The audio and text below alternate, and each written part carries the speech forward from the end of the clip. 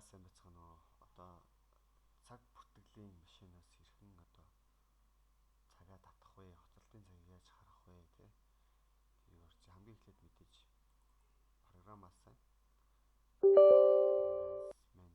менежмент гэдэг програм байгаа. За энэ нь OK гарчна. За энэ дээрээс гадна програмаа компьютертэй таарсан хэсгийг шалгахад бол энэ IP хаягийг энэ компьютерт орсон хэсгийг шалгана. Энийг бол байнга шалгаад тахалбгүй. Нэг удаа одоо шалгацсан байхад дахин тохируулаад байдаггүй. За ингээд цонх ийгээд арчхаар юу гараад энэ дэр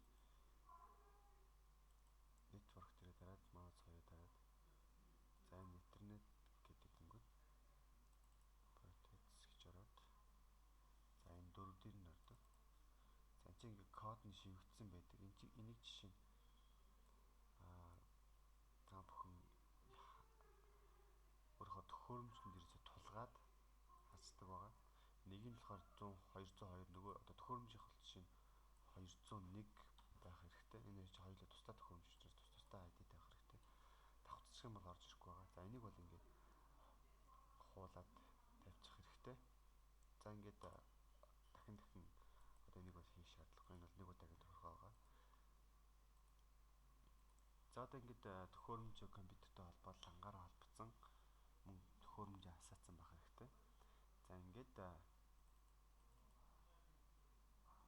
энэ дээрээ дарах чинь нөгөө connect гэдэг дугаан төвчнээр дарах хэрэгтэй. Тэгэхээр энэ баруун доод булангаа хараад баруун доод булан дээр энэ success in connecting за bit device гэж төхөөрөмжтэй амжилттай холбогдлоо гэж бичих гарч иж байна. За энэ маань бас ингээд шар ногоон болчдөг байгаа. Хэрвээ холбогддог байх юм бол энэ саарл бүдэг өнгөтэй байсан. За одоо ингээд дараагийн алхам болохоор энэ дээр download maintenance station. За эндээс болохоор нөгөө төхөөрөмжнөөсөө датагаа цуглуулж ид хүмүүсийн дарсан дараагүй хоцсон хоцрогоо бүх мэдээлэл татагдаж байна гэсэн. За яг цаг маг нарийн гарч ийн гэсэн. За ингээд ерөөхдөө хүмүүсийн нэр бас ингээд харагдаж байна. Тэгээ энийг хийхээс өмнө бас цагаа иш ороод за бид хаанчлаа иш ороод шивгцэн хэсгийг шалгах хэрэгтэй байдаг. Shift management employee schedule буюу ажилчдын цагийн хуваарийг зааж өгөх хэрэгтэй байдаг. За өнөөдөр болохоор 12 сарын 2 гэж. Тэгэхээр одоо бид нар бол 30-наас одоо 15 ч юм уу те 1-ээс 15 хүртэл одоо юг бичих хэрэгтэй байдаг. Хүмүүсийнхаа нэрсүүдийг. Тэгэхээр энэ дээр хүмүүстэй дарахаар ингээд нэрүүд нь бичигдсэн байна. За энэ жишээ нь 9-өөс 8:30-аас 18 цаг хүртэл ингэ шивгдсэн байна. Тэгэхээр энд он сараа ингэж тохируулаад за одоо 30-наас Баатар энийг Баатар юу вэ? Урсгалч. Саяныхаа гаргаж. Энэ цаг бол ерөөсөө санийхтай нарийн яахгүй. 9 цаг гэж заавал таарлах албагүй угаасаа тэн дээр 9 гэж гардаг учраас.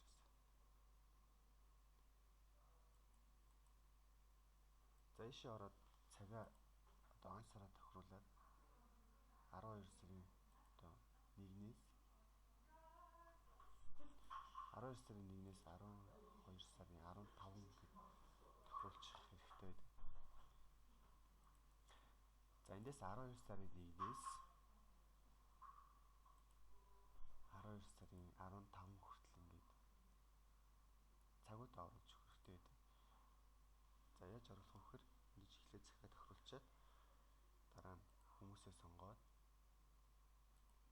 за тэр хүмүүсүүдийг би сонгочих. Temporary shift гэдэг. За окей. За одоо ингэж нэмэгдэрээ дарна. За энэ дээр болохоор мэдээж бид нэр хагасан потенциал намардаг байгаа. Эндээс адвансруу дараад хагасан потенциал ингэ хасаад окей дарчдаг.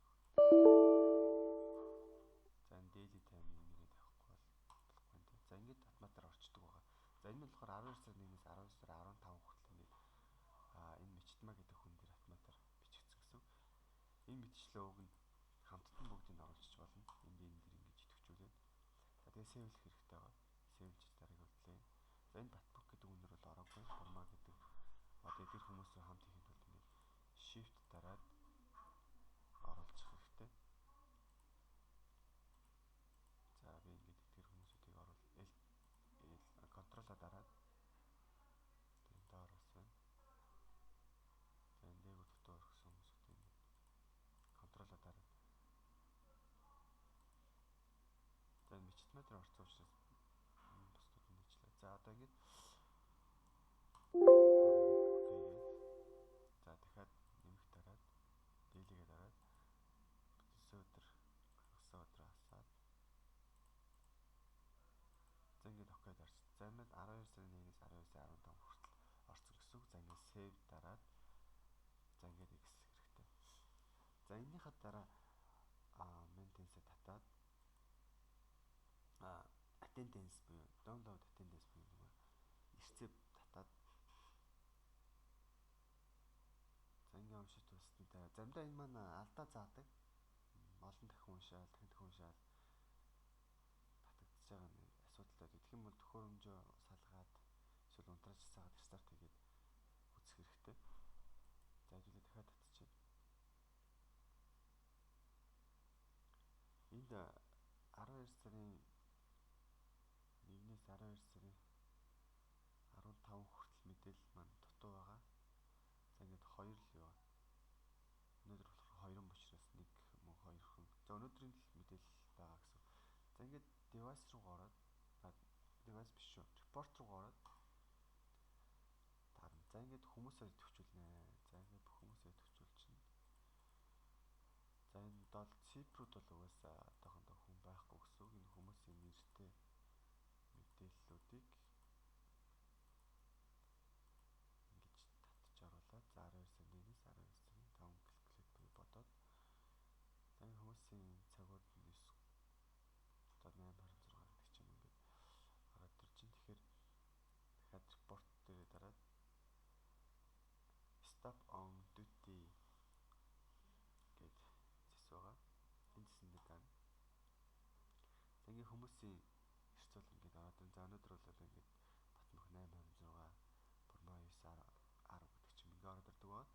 За энийг ингээд print тавьчаад дараад за принтерээ сонгоод би энтерч гэсэн.